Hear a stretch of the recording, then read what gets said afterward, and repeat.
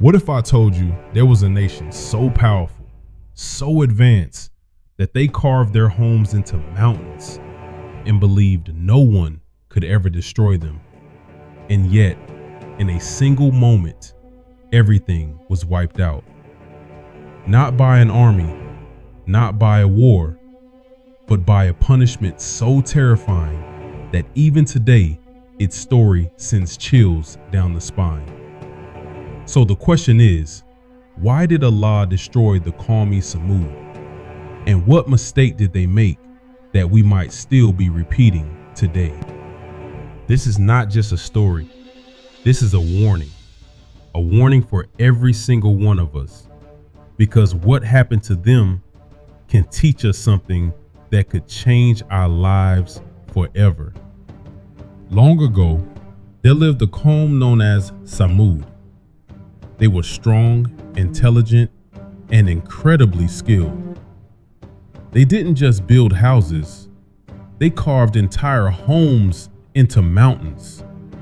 Imagine that level of power and ability. They had everything: wealth, strength, technology for their time, and most importantly, they had time. Time to reflect, time to understand. But they chose something else. Here's where things get interesting. Despite having all these blessings, they became arrogant. They started believing that nothing could touch them. No disaster, no punishment, nothing. And when a nation reaches that level of arrogance, history shows us destruction is not far away. But Allah, in His mercy, did not destroy them immediately. Instead, He sent them a messenger, a guide, someone from among them, Prophet Saleh, alayhi salam. Now think about this. Allah didn't send an angel. He sent someone they knew, someone they trusted. Prophet Saleh, alayhi salam, called them towards truth, towards one God, towards humility. But what did they do? They mocked him. They laughed at him. They rejected him.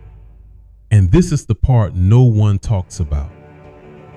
When truth comes to us, we don't always reject it with anger. Sometimes we reject it with ego.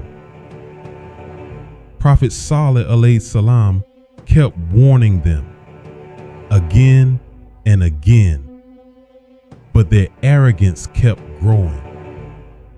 So they demanded a miracle. They said, "If you are truthful, show us a sign." And what happened next will shock you. From a solid mountain, a azim she-camel appeared, a miracle so clear, so undeniable that no one could deny it. This was not magic. This was not illusion. This was a sign directly from Allah. But even after seeing this, they still refused to believe. Pause for a second. How many times do we ask for signs in our life? And when we get them, do we really change? The Qawm of Samud were given a simple instruction: let the she-camel live freely. Let her drink water on her day. Do not harm her. That's it. Just one condition. But arrogance does something dangerous. It blinds you. Slowly, whispers began among them. Pride took over. They said, "Why should we follow this rule? Who is going to stop us?" And then they made the biggest mistake of their lives. They killed the she-camel. Yes, after witnessing a clear miracle, they still chose rebellion. And here's where things get serious. The moment they killed the she-camel, their fate was sealed. But Allah still gave them one last chance. 3 days. Just 3 days to realize their mistake, to repent, to turn back. But did they? No. Instead, they planned something even worse. They decided to kill Prophet Saleh alayhi salam himself. Think about the level of arrogance. Rejecting truth was not enough. They wanted to eliminate it completely. And then the punishment came. But what happened next will shock you. A powerful, terrifying sound, a scream from the sky, shook the entire land. It was not just sound, it was destruction. In a moment, everything collapsed. Their strength, their homes, their pride, all turned into silence. The same mountains they carved became their cover. Not a single one of them could escape.